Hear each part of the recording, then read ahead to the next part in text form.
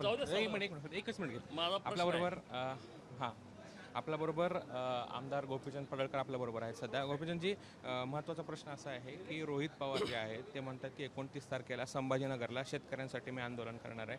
एक आंदोलन आधीच झालेलं आहे. आता 29 तारखेला आंदोलन करण्यापूर्वी संभाजीनगर जिल्ह्यामध्ये कन्नडचा कारखाना रोहित पवारांनी ढापला आहे, जो कारखाना सभासदांचा आहे.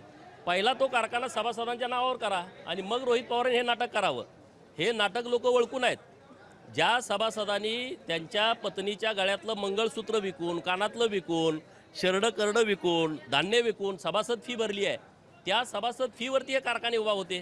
ते कारखाने तुम्ही कवडी मोल दराने घेता आणि परत शेतकऱ्यांच्यासाठी तुम्ही आम्ही लढणारे आहोत असं दाखवता.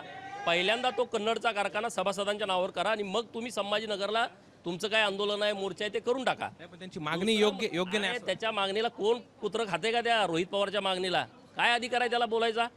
सगळ्यात जास्त काटा चोरी ह्याच्या कारखान्यावरती चालते. बारामती अॅग्रोवरती सर्वात जास्त काटामारी होते. कोण गंभीर उत्तर देणार? गंभीर म्हणजे त्याचं उत्तर देऊ द्या ना. बाहेरून काटा जर तुम्ही वजन करून आणलं, तुम्ही तिथं घेत नाही. कोण रोहित पवार आहे? तुमच्या आजोबांनी मावळमध्ये जेव्हा पाणी मागायला लोक आली, गोळ्या घातल्या लोकांना. लोक विसरलेत का इथले?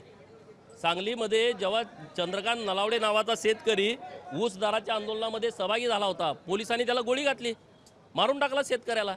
अरे तुम्ही शेतकऱ्याला डायरेक्ट गोळ्या घालता, त्यांचं रक्त तुम्ही पिलाय. तुम्ही आता शेतकऱ्यांच्या बाजूने बोलता. आमचं सरकार शेतकऱ्याच्या बाजूने संवेदनशील आहे, खंबीर आहे. त्यांची जी मागणी आहे त्याच्या बाबतीत काय सकारात्मक चर्चा होती? कुठं रोहित पवारांची जी मागणी आहे की सरसकट कर्जमाफी द्या, ती मागणीवर सकारात्मक चर्चा होताना पण दिसत नाही. अरे सरकार सक्षम आहे. शेतकऱ्यांना मजबूत करण्यासाठी सरकार जेवढं प्रयत्न करते तेवढे कुणीच केले नाहीत. आज राज्यामध्ये दुष्काळी तालुक्यांना पाणी देणं का नाही दिले? तुमचे 15-15, 20-20 वर्ष सरकार होती, का नाही तुम्हाला या लोकांना पाणी देता आलं? दुष्काळी तालुक्याला मी जतमधला प्रतिनिधी आहे. माझा तालुक्यामध्ये 2,82,000 हेक्टर क्षेत्रफळ आहे. तुम्ही पाणी दिलं नाही. देवाभाऊनं मुख्यमंत्री व्हावं लागलं. 2-2 हजार कोटीची कामं चालू आहे. तुम्ही किती देत होता? 20 कोटी. अरे ते कॉन्ट्रॅक्टरच पैसे द्यायला पुरत नव्हते. कशाला तुम्ही बोलता या सगळ्या विषयावरती? मराठवाडा वॉटर ग्रीड सारखी योजना आमच्या सरकारनं आणली, तुम्ही रद्द करून टाकली 19ला आल्याच्या नंतर. का रद्द केली? तुम्ही शेतकऱ्याच्या बाजूचे होता. आता काम पूर्णत्वास आलं असतं. तुम्ही 2.5 वर्ष काम खोळंबून टाकलं. समुद्रात वाहून जाणारं पाणी शेतकऱ्यांना द्यावं का नाही तुम्हाला वाटलं का? समुद्र आता आम्ही भाजपवाले आल्यावर समुद्र तयार झालाय काय? पाऊस काय आता पडतोय काय? समुद्रात वाहून जाणारं पाणी हे शेतकऱ्याला द्यावं ही आमची भूमिका आहे. मराठवाड्यातली सगळी धरणं एकमेकाला जोडा. जायकवाडी असेल, विष्णुपुरी असेल, सिद्धेश्वर असेल, हे सगळी धरणं एकमेकांना जोडावं. आम्ही आता काम चालू केलं आहे.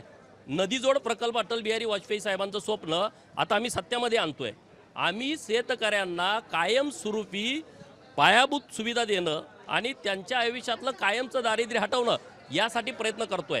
आणि हे कर्जमाफीसुद्धा आम्ही या शेतकऱ्यांना दिलेली आहे. तर त्याच्याबद्दलची चर्चा आहे तर नक्की सभागृहामध्ये आम्ही सकारात्मक चर्चा घडवून आणू. आम्ही शेतकऱ्यांच्या बाजूने आहे. एक महत्त्वाचा आरोप असा होतो की गोपीचंद पडळकर यांची आक्रमकता पूर्वीसारखी आता दिसत नाही, ती कुठेतरी कमी झाली आहे. असू दे, काय कोणाला वाटत असेल तर मला त्याचा काय फरक नाही.